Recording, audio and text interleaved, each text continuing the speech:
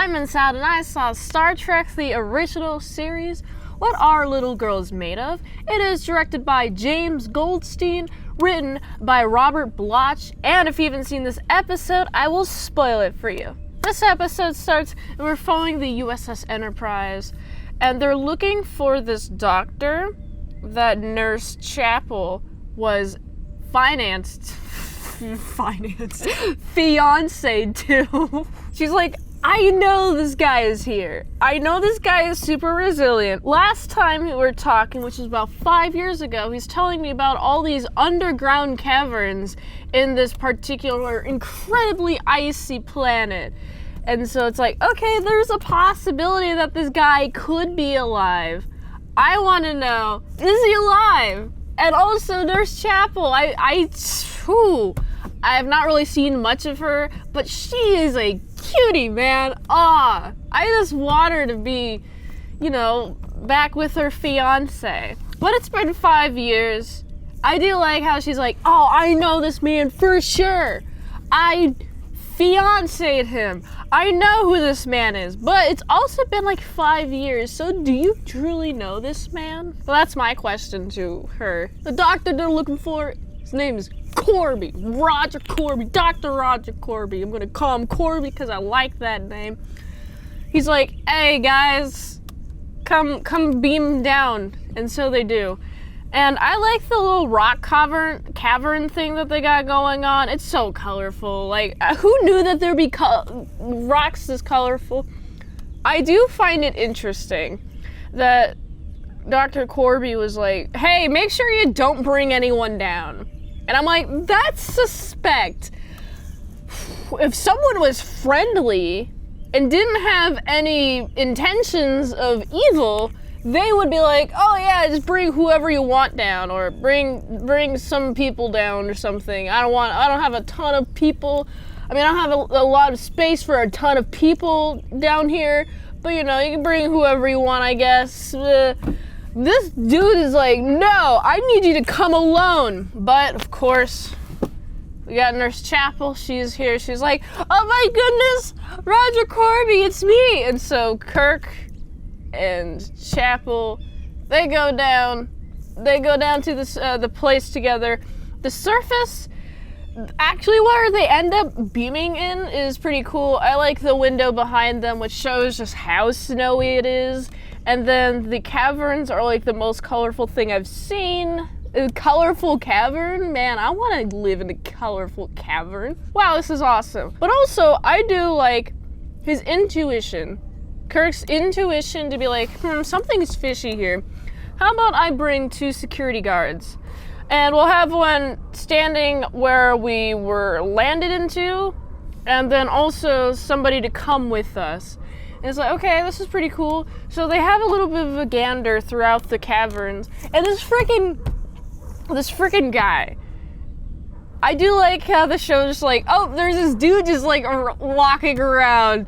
And I don't know what he looks like. He looks so strange. Like, how would I describe him? My first instinct was like, oh, that must be like some sort of lizard man. But no, he's not green at all. He's like more of silver. He's got like a lot of purple hues. I actually really like the face makeup on him. I'm like, that looks cool. I don't know about you, but that looks like a guy who's about to do some dirty business. And so I'm like, oh boy, we got this guy who's just, I'm just going to clear out the security guard right after you're about to communicate. Well, right after your communication with Kirk, Kirk be like, hey, dude, here's some instructions. And right after he like closes the instructions or whatever, then the guy's like, oh, let me actually take you out, security guard. And so there's no communication to the Enterprise whatsoever. I'm like, oh my goodness. Wow, okay. So this person, I'm just assuming that Roger Corby wants Kirk to stay for some reason. And also, they have a little bit of a meeting, right? Like, the other security guard with Kirk was like tumbled and now he fell. And I'm like, this is not a coincidence. I am blaming that guy. who just took out the security guard. I know I'm doing this out of order because my train of thought is correlating with the two security guards that Kirk brought down to the surface. I know, like, there was more spaced out between security guard number 1 and security guard number 2 being taken out, but still, somebody's coming after your security guards, Kirk. Come on. But of course, he's not really wise to the situation. But okay, we have Corby is having a little bit of a talk. Oh my goodness, it's Chapel. It's my sweet Christine. Oh, I'm gonna kiss her, and they have a reunion. And then, oh hi, I'm Roger Corby. And of course, everyone here is inclined to respect this man because he's done some scientific studies, some good scientific research things. I'm not a scientist, so I wouldn't know what they're called, but it's a standard reading amongst everyone in Starfleet and the command or whatever. Everyone has to read about this man. He's big respect. There's a ton of respect going on for Roger Corby, so much so that Kirk's like, "Oh, sir, I don't mean to offend you or anything." But I do like how cordial Corby is. I keep calling him Kirby. Kirby and Corby are not the same thing. There's an assistant to Corby who Christine knew. Nurse Chapel knew. Doesn't recognize her, so immediately something's fishy. I just feel like the stench of fishiness just wafting all throughout the air, because something is up. And nothing is being told. And also, Kirk and Christine are forced to be there. Like, hey, don't communicate to your ship. Actually, you'll have to communicate with your ship. So we'll have the guy who took the security guys down. He can change his voice to match anyone's voice, which is dangerous. Also, apparently, he's like a really old android dude who was created when the old ones appeared. Well, the old ones, obviously they're so old, they're dead. They're gone, they're disappeared, but they left a robot. And also what's interesting is that there's none the wiser with the Enterprise. The Enterprise is like, oh, everything's happening, everything's fine, cool stuff. And I'm like, no, not everything's fine. No. But also, I really like, we have just the slight weirdnesses throughout the episode build up to like a big weirdness. Like, oh, what's going on here?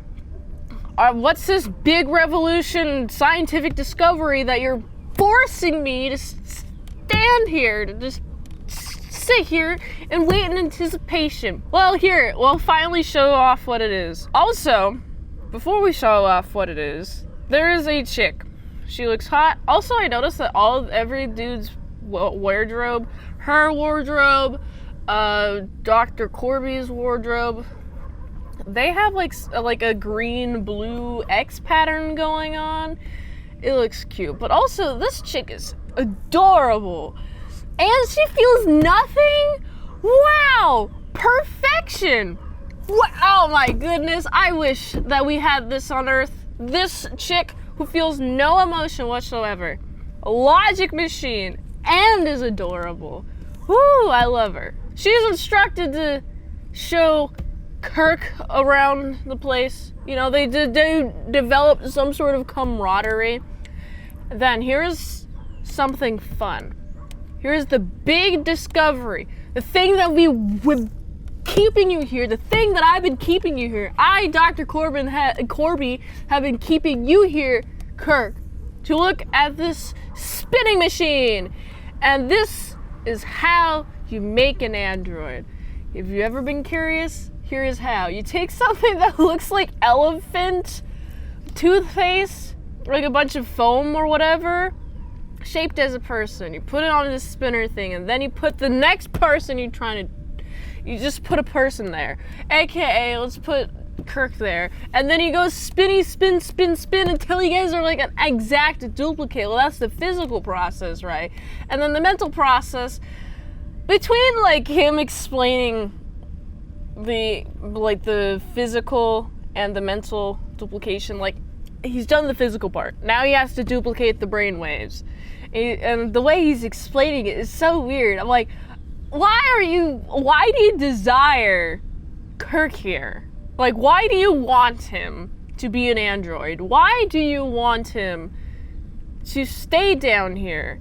After you're like, oh, you can even replace him. You can even replace Kirk. I'm like, why would you want that, though? His motivation for making Kirk into an android is definitely not the clearest.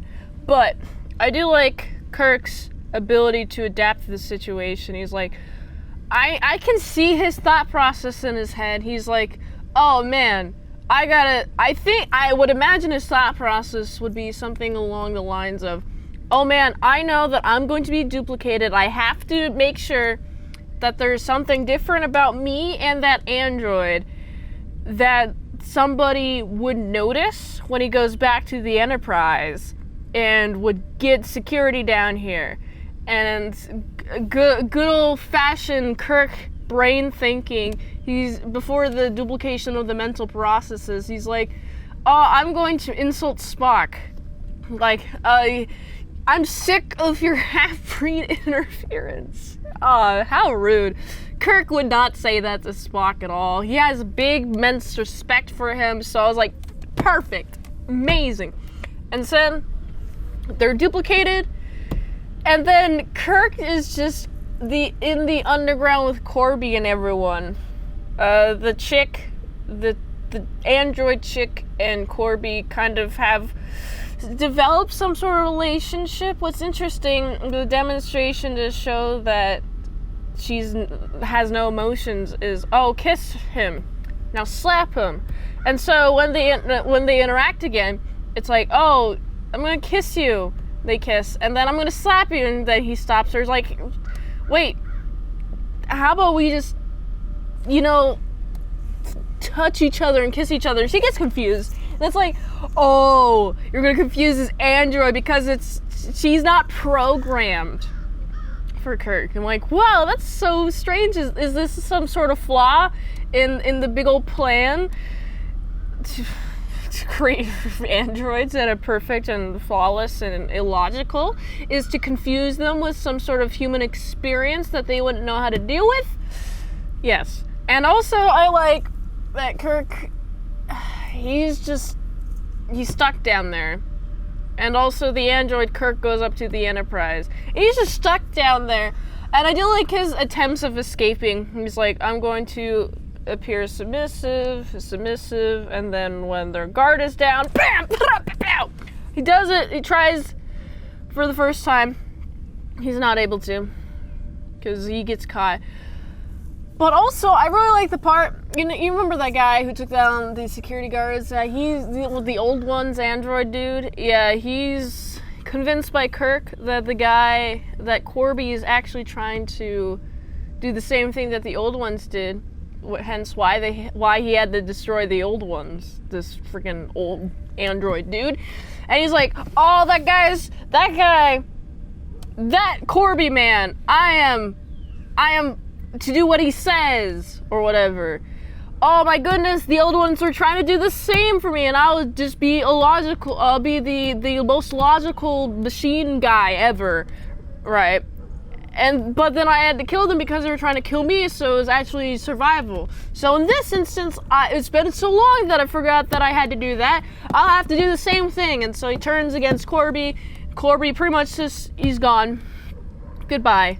And it's like, sad. He's so old. Why couldn't you just keep him going on for longer? Now he's gone. We got rid of some old thing. Now we gotta make a new thing. Whatever, I guess. Oof. Well, also, I like, because the android is very confused. She's like, I don't know what to do. I have a gun. I don't know who I should be.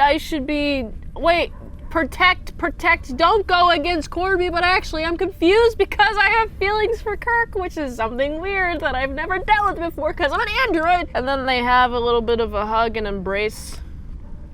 And pew, they both disappear. I'm like, wow, that was the easiest thing ever. Wow, they just like destroyed themselves. These androids destroyed themselves. Also, here's the ultimate twist of the episode before she ended up destroying Corby and herself. Corby himself is an android. What? And I do like seeing Nurse Chapel's like, you're not you. You're like a robot.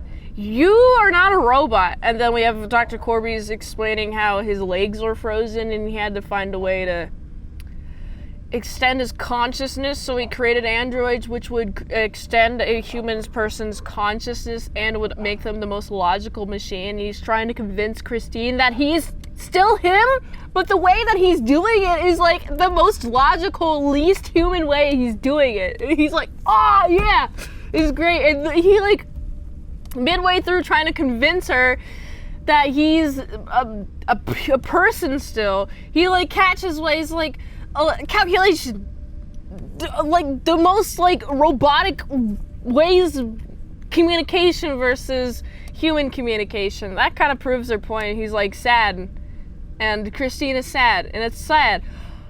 Also, meanwhile, while this is happening, Kirk is incredible. The android Kirk, sent up to the Enterprise, incredibly effective. He got done in like, with all of his tasks like halfway, like it takes like half the time.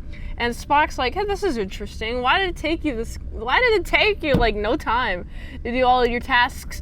And then this friggin' android's like, I'm sick of your half-breed interference. And I'm like, okay, this is the tell. Spock's clever enough. He's like, this is something that he would not say to me.